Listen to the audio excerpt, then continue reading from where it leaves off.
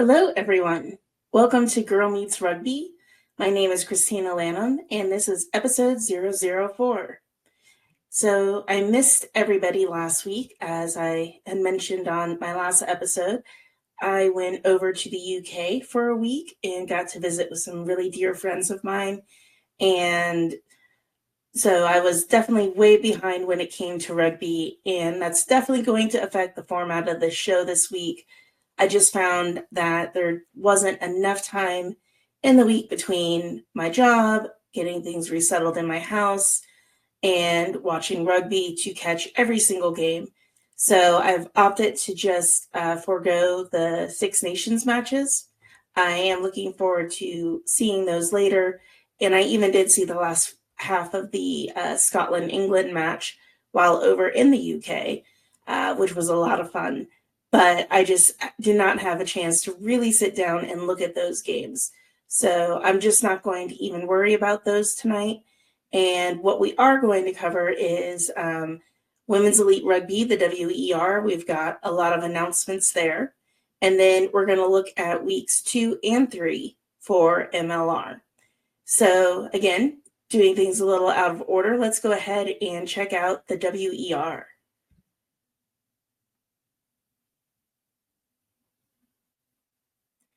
All right. So in the last couple of weeks, we've had some major announcements that we've been alluding to. Rosters. All teams have announced their full rosters.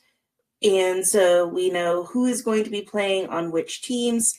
And not only that, they have released venue and schedule information. So for the schedule, week 1 is going to be March 22nd. And we'll be seeing anywhere from 1 to 3 games per week until week 13, which will be on June 14th. These are going to be all Friday, Saturday, or Sunday games. So they're not going to have some of the scheduling issues that we've had with the MLR, where we've had to have some midweek games to be able to fit everything into the compressed schedule. They're going to have all of their games through Friday through Sunday, again, March 22nd through June 14th. And then looking at stadiums for all of these, we've got for our 6 teams. For the Bay Breakers, they're going to be playing in the Great Bowl in Lodi, California. Now, I don't know if you've seen a map recently, but Lodi is about 5 hours outside of San Francisco. So it's Bay Breakers loosely. Maybe as things progress, they might be able to find a venue closer to the city, but they are out in Lodi, California. The Boston Banshees are going to play their first set of matches at the Veterans Memorial Stadium in Quincy, Massachusetts, which might be very familiar to you and MLR fans, as that is where the New England Free Jacks play. And their last 3 matches, I believe due to scheduling issues, are going to be held at the Tidewater Stadium in Pawtucket, Rhode Island.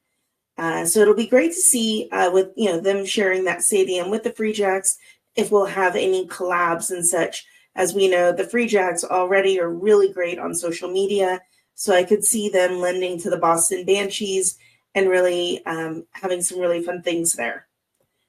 The Chicago Tempest will be at the Northwestern Martin Stadium in Evanston, Illinois. And this is probably about an hour or so north of where the Chicago Hounds play. But I did notice that for their first home game, the Hounds are going to be on a bye week. So how cool would it be, Chicago Hounds, to go up and support your sister team, the Chicago Tempest, at their season opener on the 22nd. Then we have the Denver Onyx at a very familiar park for everybody, Infinity Park in Glendale, Colorado. That is where the Colorado Raptors had played. So very well-known park right there. Good stadium. So great to see it getting some more use, particularly since the Raptors opted not to play into their season this year.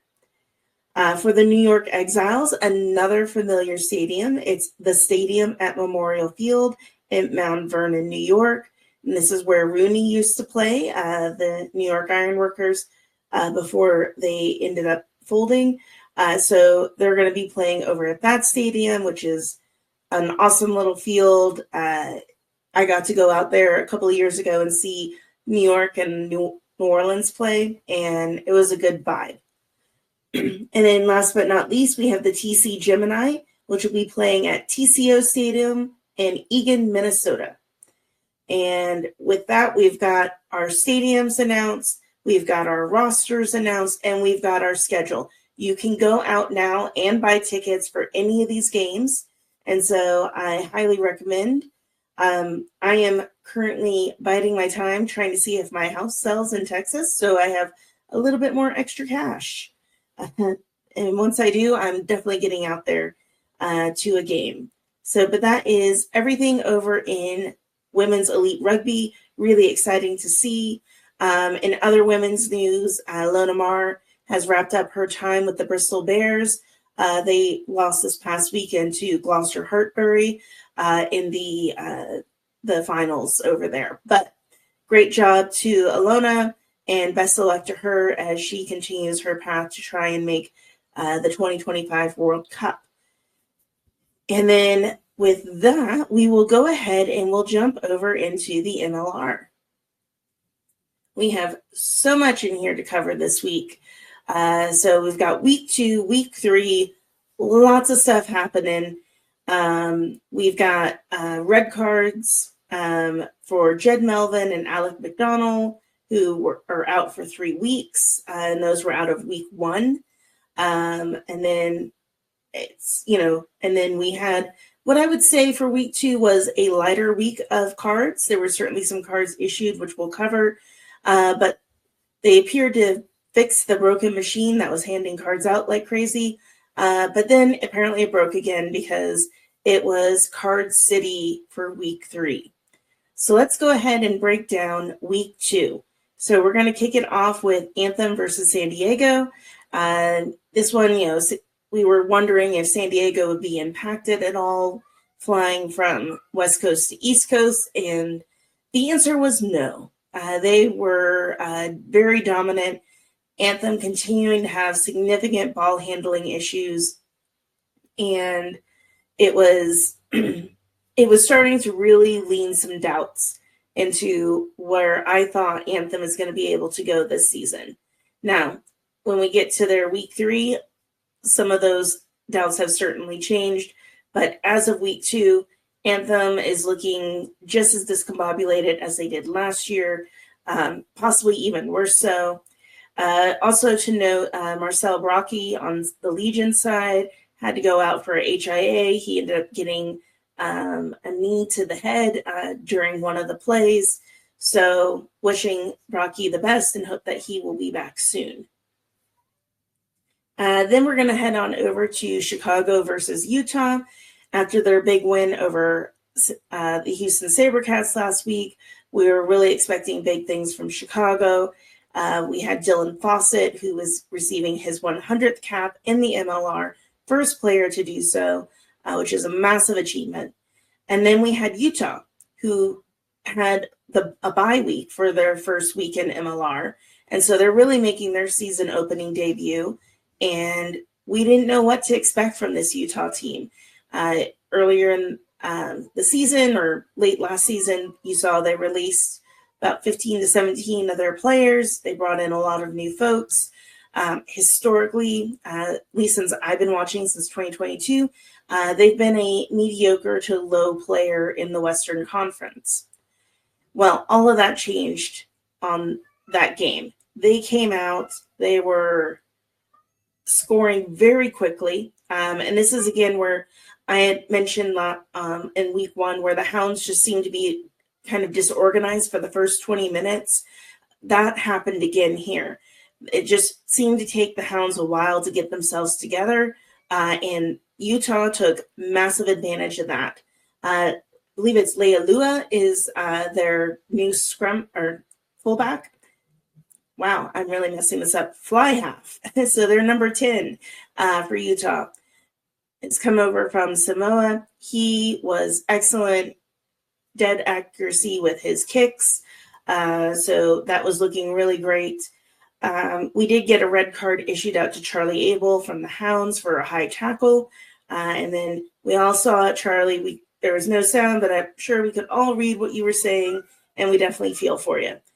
So hopefully you won't be out too long and you'll be back into the thick of things. But going into the half, it was tied. It was looking like it was going to be anybody's game, but ultimately Utah overpowered the Hounds, and they took away a win for their first time in 2025. And so they are definitely a team to watch, and we'll be talking more about them in their next matchup for week 3. Then we're going to head on down south to Miami and NOLA. And this seemed to be a pretty even matchup. There were moments of greatness from both teams, and it really did come down to the last moments of the game of who was going to really secure this win. There were some interesting ball handling mishaps in the very last moments, but Miami was able to secure it away. Something of interest to note, which was the first time I'd ever seen it, was they had a penalty kick, and the kicker took too long, and the ref discounted it, and they didn't get those points. And so that's the first time I've seen a player take beyond the 60 seconds. So count that a first for me, just in rugby, but definitely a first for 2025.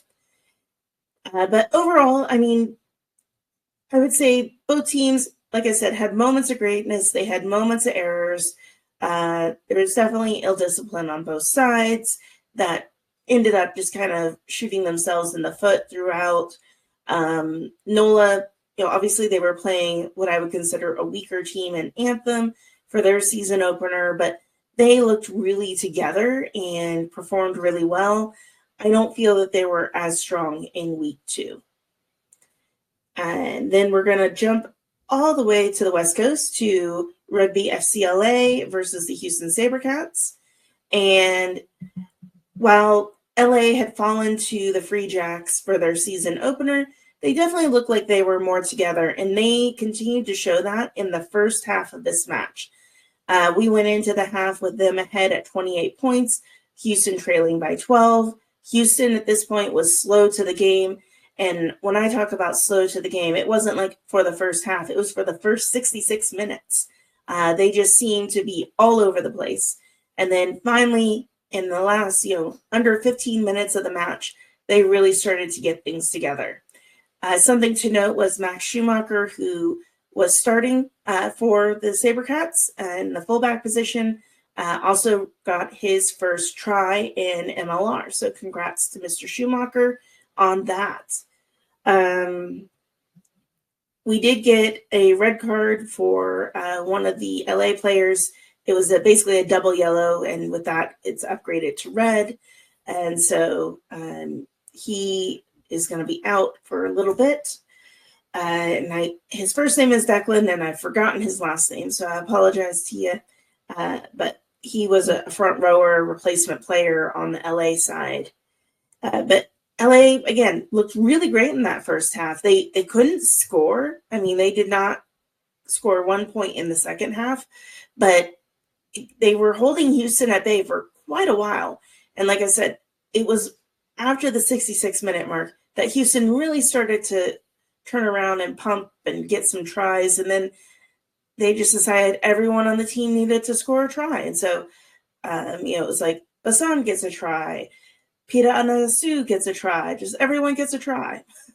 But, so that was interesting to see.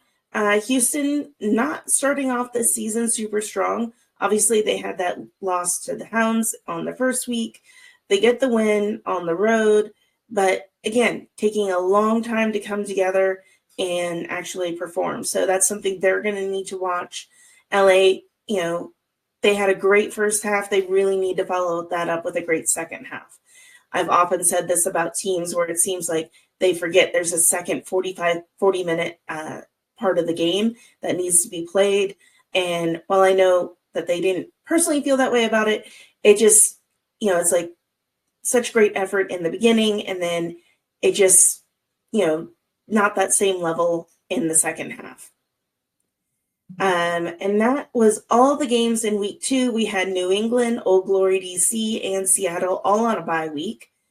And then I have to say, for all 3 of them, didn't do them any favors, even though I would say Seattle's opening performance against San Diego was really rough, and I was hoping that would be a chance for them to kind of refocus, get things together, and then be able to hit week 3, running hard. But let's go ahead and talk about week 3. So this was a week of mini cards. The yellows were getting dished out like they were party favors. So it was interesting to see, to say the least. Now, our week 3 opener was Anthem versus the Miami Sharks. And this one, Anthem looked like a different team. I even had messaged somebody while watching, and like, did they secretly switch out all their players? They performed so much more competitively.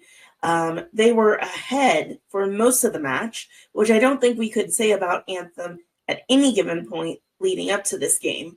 They did move Lenny Latu from fly half to fullback, and that was a really great position for him. He was just all over the place, making good plays. Probably his weakest point was his kicking game, which, there was a point where they had a penalty kick, and had they gotten that, I think this would have been their first win. But they looked so much stronger, despite the fact that they were getting yellow cards left and right during that match. But it was a really, really good game for them. Like, I now have confidence that if they can play like they did this past week, that they can get a win this season. So I don't know what their coach did with them in the leading up to that match, but they need to keep churning and burning and doing that again. Definitely a massive improvement from the first 2 weeks of the season. After that, we move to Utah, and we go to the Warriors versus the NOLA Gold.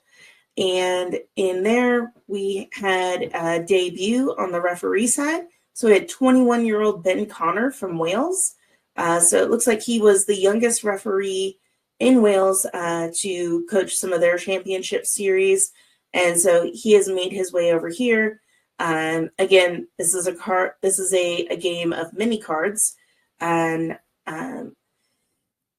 it was not a great showing for NOLA. Warriors obviously had their really strong debut against the Hounds, and they continued to do that here in the match against NOLA. Scoring early, scoring often. Ended up, this game was 55-21 at the end. And, NOLA had a majority of the possession for most of that game, and yet could not really convert on anything. They got into the try zone so many times, and there were knock-ons, there were issues. You could see the frustration on the NOLA players. And at one point, right at the end, Luke Hardy, doing his teams no favors, made a snide remark to the ref that he was, clearly wearing a Warriors jersey, which earned himself an immediate yellow card into the sin bin. And so, yeah, I think they let their frustration get to them. It really affected their play. And so, if anything, what NOLA needs to do this week is get themselves together, get their emotions in check. As Ted Lasso says, be a goldfish. Move on. It's when things aren't going your way, you can't let that frustration mount up, because it's not going to improve your playing. And I think that you could see that very evidently in the NOLA team this past week. Warriors obviously came out strong. They won. I mean, very convincing first 2 weeks for them. I wouldn't say that they're necessarily the best team out there, but they have certainly performed really well. And it's, I might eat those words. So we will have to see how they come about in their next matchup. It's definitely going to be interesting to see. I posted in somewhere, I said I think this might be the season of upsets. And wouldn't that be exciting? I mean, I definitely have my team that I support, but I'm all for a good match of rugby at the same time. All right, we're going to jump back to the East Coast. It's Old Glory DC versus the San Diego Legion. I was wondering again if the Legion would be impacted by, having to travel to the East Coast, and not only that, it's like this is 2 weeks in a row that they have had to fly over to the East Coast, and both teams having to put up with a significant amount of wind on the pitch, really affecting kicking game and such. But Legion came out definitely a lower number win, 26-10, but they were still, having a really strong match. I think DC put up a lot of good defense and just ultimately couldn't overcome the Legion, who again also is a very strong looking team this year. I think they've had some very, very good first couple of weeks out on the road, but yeah, it just wind was not helping anybody in lineouts and kicking, and it was also causing a lot of sound issues for the match. Anytime you tried to go to the on-field commentators, it was quite garbled, and I think that is a lot to do with the significant amount of wind that was happening over there. So DC took in the loss. Would say 26-10. They weren't miles behind. And so I'm looking forward to seeing, after they get, back into the thick of it again this coming week, how they're going to do. But ultimately, I just don't think bye weeks have really, this early in the season, bye weeks are rough. You're just getting going, then you have to stop, and then you have to start getting going again. And I think you can see for all the teams this week that had a bye last week, it was not ideal. And with that, we're going to go into the Hounds versus the Free Jacks, which was a shocker of a match. Actually, no. I'm sorry, I didn't write it down, but we have Houston Sabercats versus the Seattle Seawolves. Probably should talk about them. So Seattle, obviously, it had a really rough week one. Went into the half against San Diego with no points. Were able to come back and get some tries in, but just didn't look that solid as a team. And unfortunately, as they face the Sabercats, they continue to look like they were struggling some. Houston, to their credit, was definitely much more on the ball and scoring early, looking much more together than they had when they played LA, and it took so long for them to get themselves, organized. They were much more organized there at their home pitch. And we had Schumacher out on the wing, and we had the next favorite lineup that Pote Human has, which is AJ Alatimo at 10 and Davey Kutzer at 15. It also allows Kutzer to move up into the fly half position at any given point in the game if necessary. So it's a really great dynamic, and obviously Alatimo has a lot of great experience against the Seawolves, just having played with them for a number of years. Conversely, the Seawolves put out CC Mahoney on their opening lineup, and obviously he was a Sabercat for a number of years, so I'm sure they were considering having the same advantage. Ultimately, Houston walked away with the win. It was very tight.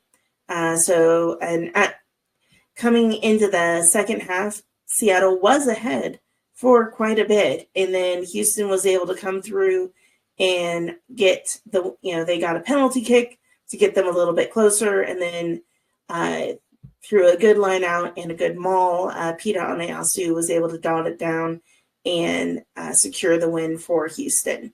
So Seattle looking better, but still not great.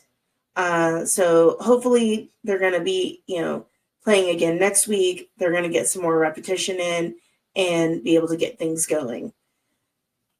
And now let's talk about the Hounds and the Free Jacks. So Free Jacks looked really strong when they played LA in week one, and then they had their bye week. The Hounds had a really great opening season game down in Houston, and then had a bit of a shocking loss at home. So going into the game for this past week, my money was on the Free Jacks, not going to lie.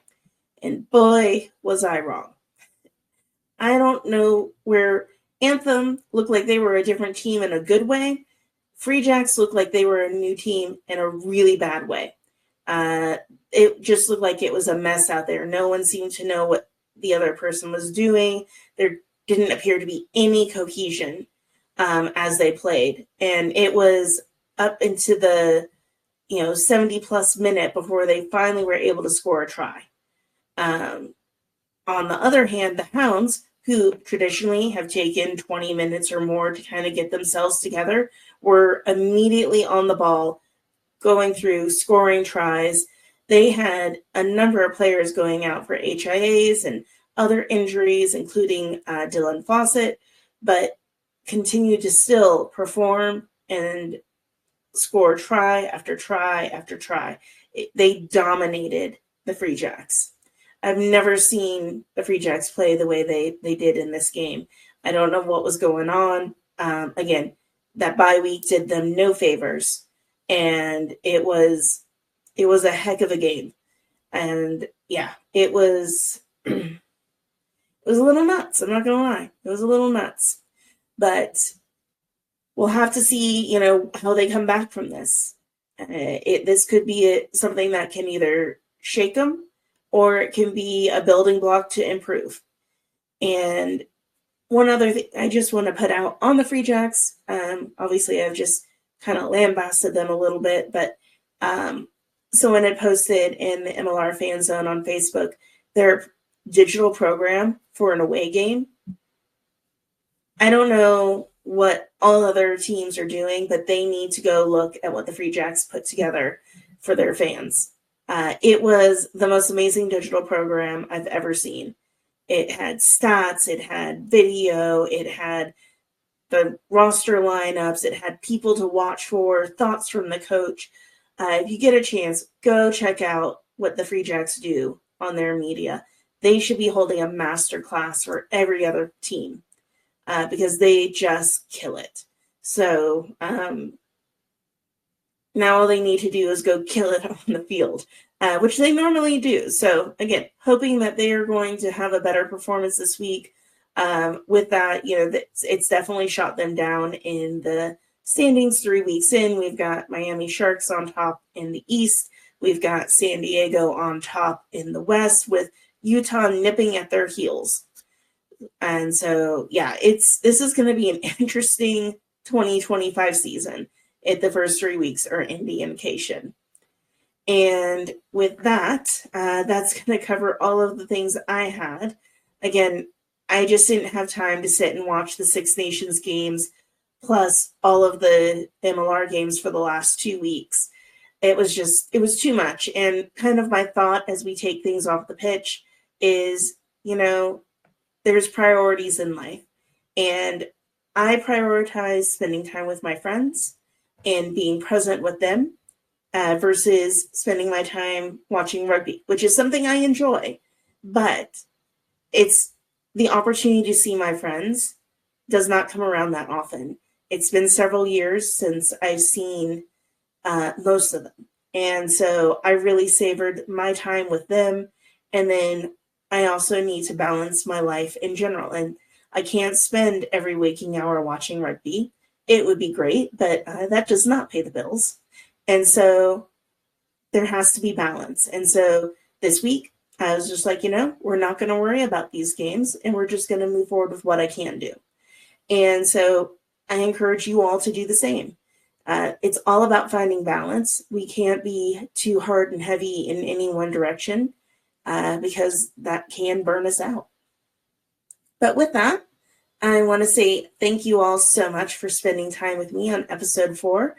And I am looking forward to seeing what week 5 has for us in the MLR, as well as getting back underway with Six Nations. So let's go ahead and call it a night and take care, everyone, okay? Bye.